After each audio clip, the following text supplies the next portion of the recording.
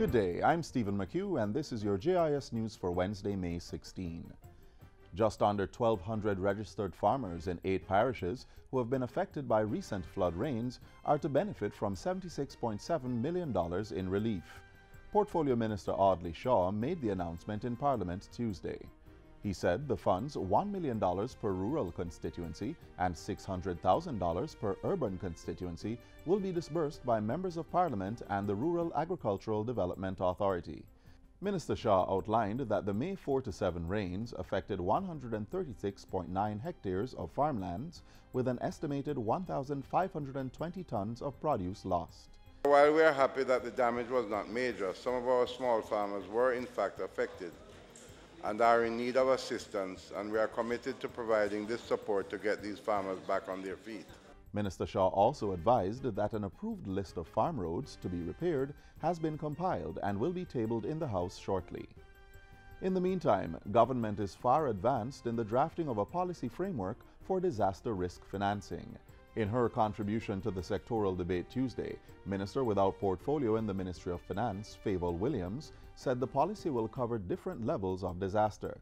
She says the policy will also provide an investment plan to mitigate harm to people and damage to infrastructure.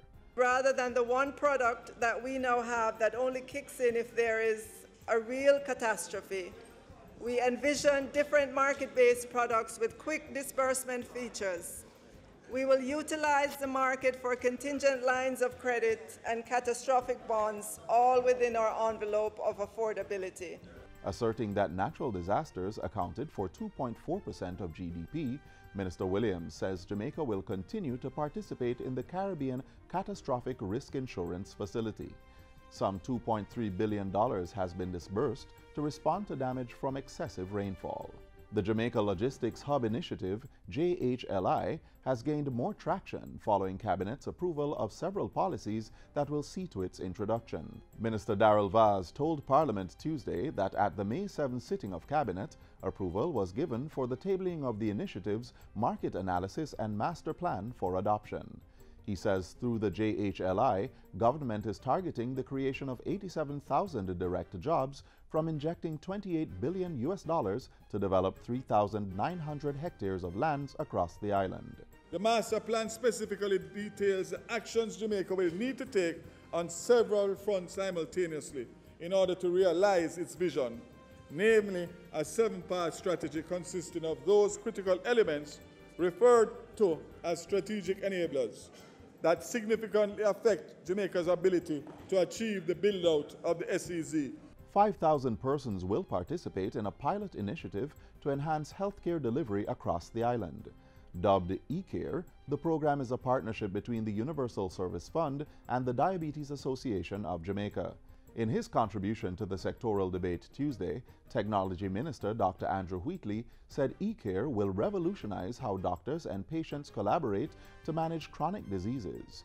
eCare will allow a patient, through the use of technology, to interact with their doctor for consultation and advice without having to leave home to visit a clinic or medical practice. Mr. Speaker, eCare will facilitate video conferencing between doctor and patient, along with affording the medical professional the convenience of sending prescriptions to the patient's pharmacy of choice. Minister Wheatley says eCare will be introduced on a phased basis in select health centers and will inform the island-wide launch of the program. In the meantime, Minister Wheatley also announced the creation of an internship program for youth from volatile communities. To be launched next week, the program will be managed by the Petroleum Corporation of Jamaica, PCJ, with the University of Technology as the implementing institution. In the first phase, 750 young persons 18 to 35 years old are to be trained and certified at the end of the program. Top students will also gain immediate entry into suitable full-time academic programs at the university during the 2018-2019 academic year.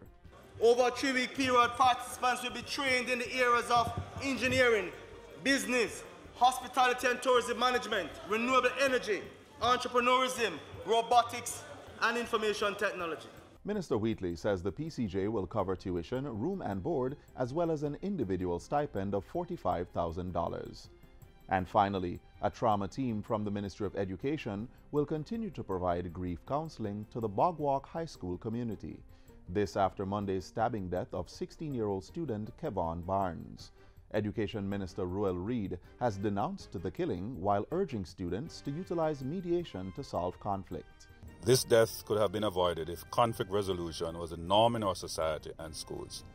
I want to urge our young people to find better and nonviolent ways of settling disagreements. It is not worth your future and your life. The police report that Kevon and a classmate were attacked by a group of teenage boys while walking along the Bogwalk main road. Kevon succumbed to his injuries at the Linstead Hospital while his classmate has been admitted. And that's it for JIS News Today. I'm Stephen McHugh. Thanks for watching.